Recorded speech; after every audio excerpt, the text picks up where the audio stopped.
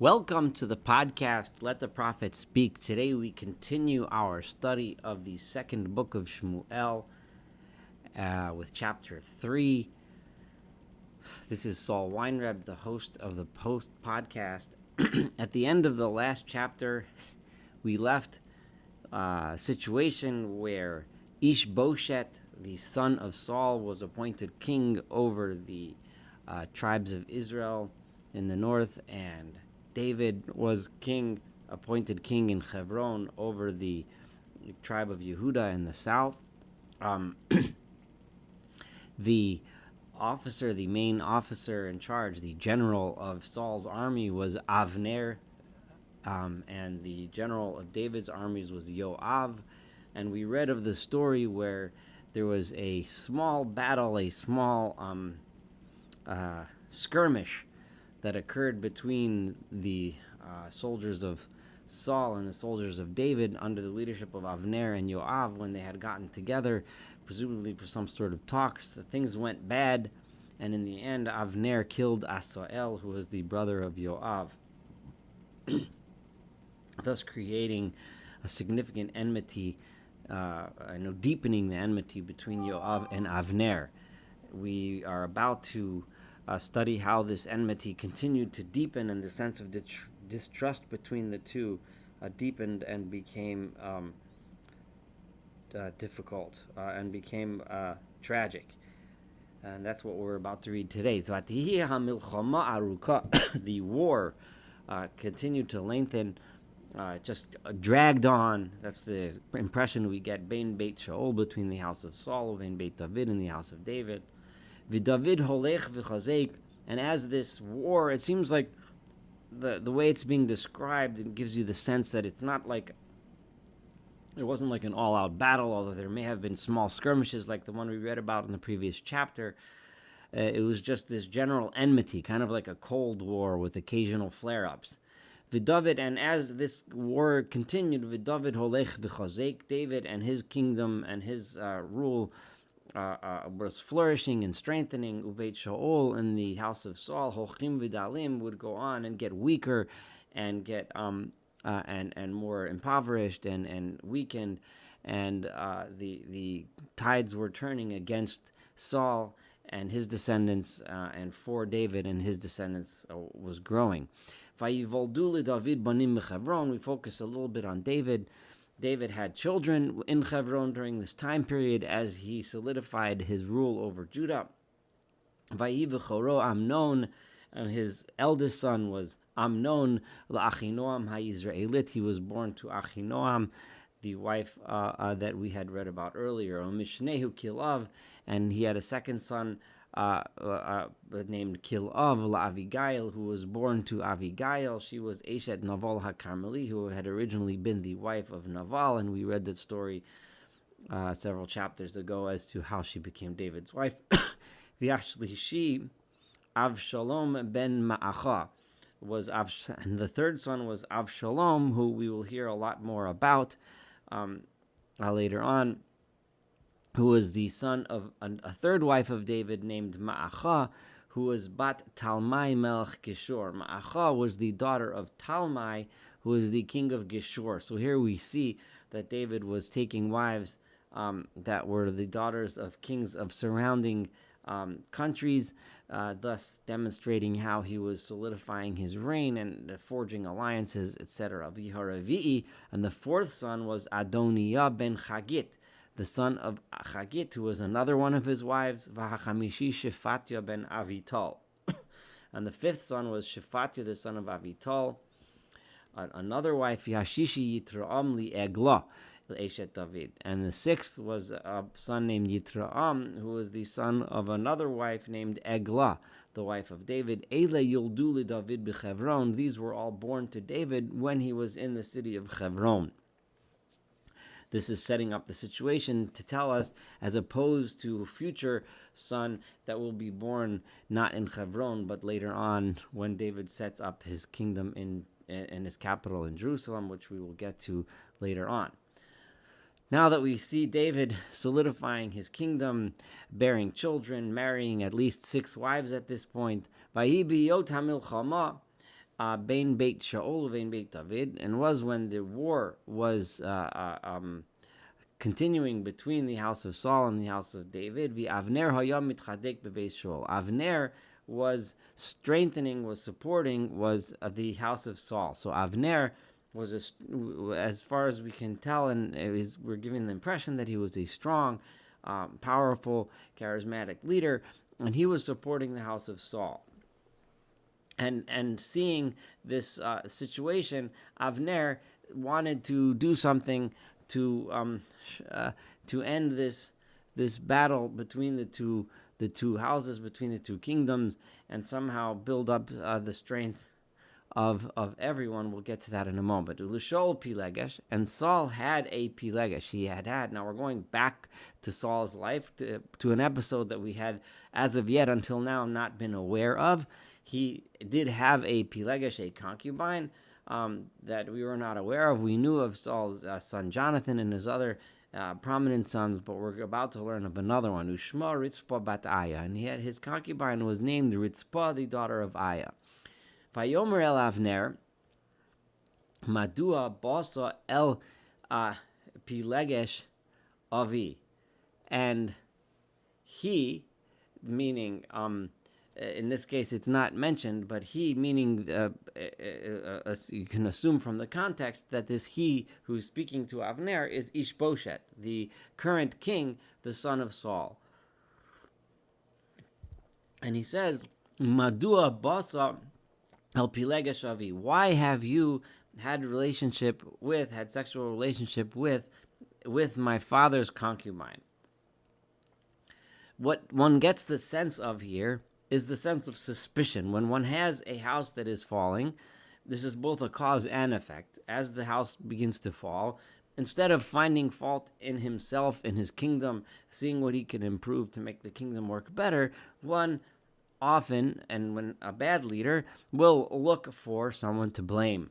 Someone is trying to subvert me and start making enemies rather than friends. And of course, he first turns to his most powerful and most important supporter, Avner, and starts accusing him of treason by saying, why did you sleep with my father's concubine? Now this, of course, would be a terrible sin against his father, against the honor of his father, by sleeping with his father's wife. But it would also suggest that Avner, by marrying Saul's wife, would somehow be trying to usurp the power of the king, power of Ish-Boshet the king. So Ish-Boshet is suspicious that Avner is trying to take power for himself. Suspicion is always rampant when one is a failing dictator, and suspicion is what often is both the cause that makes one into a failing dictator, but also is the effect of when one fails, one looks for someone to blame. Rather, it's easier than trying to find what to do better. Avner was very upset about what Ish-Boshet had said. And he said, Harosh kelav hanochi asher li Yehuda. Am I just a dog's head from Judah? Right, Judah being, the enemy nation. So he's saying, am I just like a head of a dog coming from over there, from those guys? Like, who am I? Hayom es chesed and beisol avicha. I have always now been doing kindness. I've been loyal with the house of Saul, your father. El echav, to his brothers, v'el mere'ehu, and all those that are his family and his friends. V'lohim tzisicha biyad David.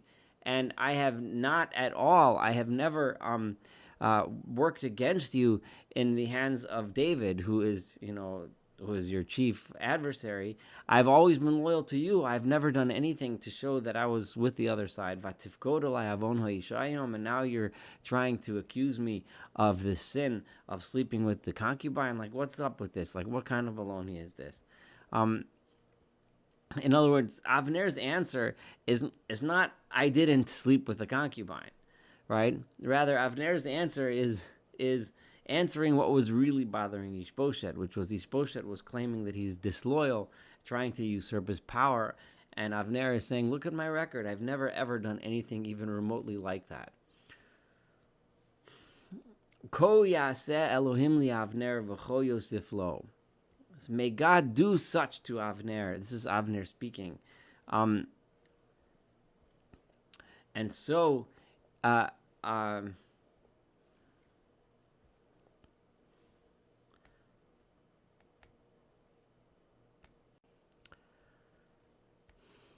this is Avner speaking to Ish-Boshet. Now that he's angry, and now that he's been accused of treason when he wasn't guilty of treason, he says, "So shall God do for Avner, and so shall he continue to do."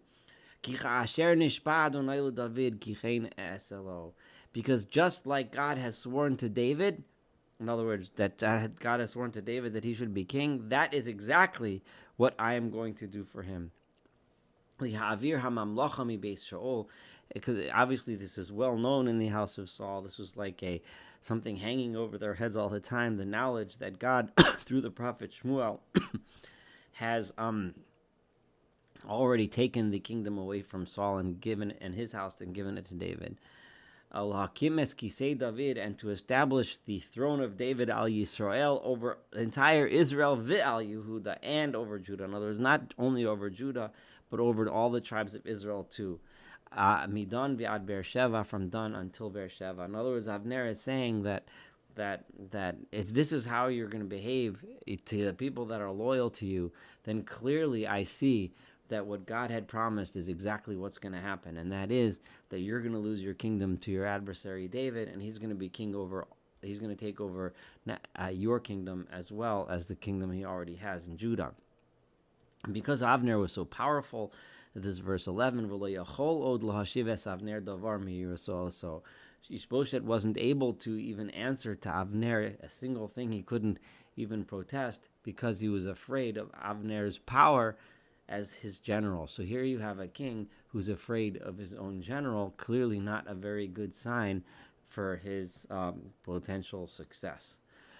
Vayishlach Avner malachim el David. So as a result of this, and Avner now wants to make some sort of peace with David and bring everyone together. So he sends messengers to David, Tachtov Leimar, Lemi haaretz, Lemi aretz, Lamar, saying as follows. So this is what he's saying. He says a message to David as to swear, Lemiaretz, to he who owns the land, Lamar, as follows: Karsob rischa iti, make a covenant with me, imach, and I will be with you, Yisrael, to bring under your kingdom, to bring to your side all of Israel. So Limi Aretz is understood by some of the commentaries to mean by God, who owns the land. I want you to make a promise with me, to make a covenant and agreement with me that we will work together. And because Avner is so powerful in this kingdom, he has the power to say, I'll bring everyone under your jurisdiction. Vayomer, and he said, in other words, David replied, Tov, fine, good. Ani echros itcha bris, I will make a promise with you. Ach davar echad anochi shoel meitcha leimar. But I do ask of you one thing, to demonstrate that you mean it, that this is real. Lo tir'ayet panai, don't come to meet me, ki im lifnei heviacha et Michal bat Shaul, until you bring to me Michal, the daughter of Shaul, who was once married to David, but then Saul gave her to someone else. When you come to see me, make sure you bring her back to me, as she is legitimately my wife. And this will demonstrate to me that you mean it, that you mean what you're saying. Vayishlach David malachim el Ish-Boshet ben Shaul Neymar. So David sent messengers to Ish-Boshet, the son of Saul, saying as follows: Tano et ishti, give me back my wife, et Michal, asher erasti li, that I had betrothed, b'meya arlot plishtim, with the 100 foreskins of the Philistines. If we remember back to that story, Saul said, if you go and conquer and bring me back the foreskins of the Philistines, I'll give her as a wife. And David did that. So bring her back to me. She's mine. I I proved myself worthy of her. She was my wife. She is my wife, and therefore bring her back. Now that this demand is made, if Avner will make sure this gets carried out, then David will be willing to meet with Avner, and he'll see that he's for real. Vayishlach Ish-Boshet vayikochem hayim ish. And Ish-Boshet, who is so weakened that he completely will acquiesce and does acquiesce and listen to David's demand, Meim Paltiel ben Loish. He took her from the guy whose name was Paltiel ben Loish. He was the guy who Saul took Michal, who was David's wife, and gave her as a wife to this Paltiel ben Loish. So he went and said, "Give your wife up." Vayelach ita isha, and together with her, he walked the whole way. Halochu v'cho achara ad bachurim. He went crying after her that he's losing his wife. Vayomrei love Avner. There's no word of any fight that he put up to keep her. It's an odd situation. One would expect to have recorded here at least some record of him saying, "No, I want her to stay. This, or that." But all we have is that he walked, and cried. It's an unusual and very pathetic situation, and one could imagine all kinds of dynamics going on over here, and how to explain this, and how to understand this, and how to read this. But all in all, this guy comes off sounding like a real wimp. I don't know any better way to say it, for doing absolutely nothing to keep his wife. And Ish-Boshet comes off as someone who's simply willing to just give in to all of David's demands just to avoid a fight. Vayomer lov Avner lech shuv vayashov. So he cried, and then Avner told this guy, Paltiel said, turn around, go back. And he turned around and went back. Again, completely subservient, completely, it seems to show absolutely no independence, no strength, no nothing. He seems like a complete nobody. Udvar Avner Hoya, and the Imziknei Yisrael Emor, and the word that had been agreed between Avner and the elders of Israel was as follows: Gam Timol, Gam Shilshom, that you guys forever, yesterday and the day before yesterday, you have always wanted David to be the king Aleichem over you, right? So Avner had already spoken to the Ziknei Yisrael, to the elders of Israel, that were at current being ruled by Ish-Boshet, who was this complete wimp and complete loser of a king, right? And we had already agreed that we wanted to. You've always wanted. You've always wanted that David should be the king. V'ata asu. Now it's time to do something. Ki Adonai amar al David lemor, because God spoke to David as follows: Biyad David avdi, hoshia et ami Yisrael miad plishtim u'miad kol. It was in the hands of David. It will be in the hands of David, my servant, that I will save my nation Israel from the Philistines and from all of their enemies. David is going to be the one that's going to protect us. David's going to be the one that's going to lead us. How can it be this Ish-Boshet, who's such a nobody? How could he be the one that leads us? We all know that it is God who wants David to be the one that does that. Vayidaber gam Avner bi'oznei Binyamin. And David even spoke to the people, the tribe of Benjamin, tribe of Benjamin, who was the tribe of Saul, the tribe of Ish-Boshet, who you'd think would be the most loyal to him. Even they had already agreed with Avner to go under the jurisdiction of David. Vayelach gam Avner. And now that Avner had already been accused of treason by Ish-Boshet, Avner had lost his sense of loyalty to Ish-Boshet, so he was ready to simply hand over the entire kingdom to David. So Avner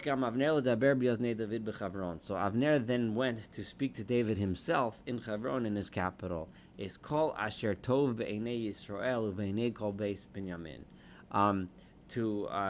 To speak and inform David everything that all of the people of Israel wanted, everything that they felt was a good idea, and not just all the tribes of Israel, but even the tribe of Benjamin had already agreed and already wanted to go under the jurisdiction of David, and Avner went to inform David of this. So I'm going to stop here. This is halfway through chapter 3. this seems like a potential for some real peace here. We can peacefully unite the kingdom. This can actually happen without any fighting or bloodshed. Unfortunately, what we're going to find is that despite the best intentions, something is always going to come and mess it up, which we'll read about when we read the rest of the chapter, when we do Samuel 2, chapter 3, the second half.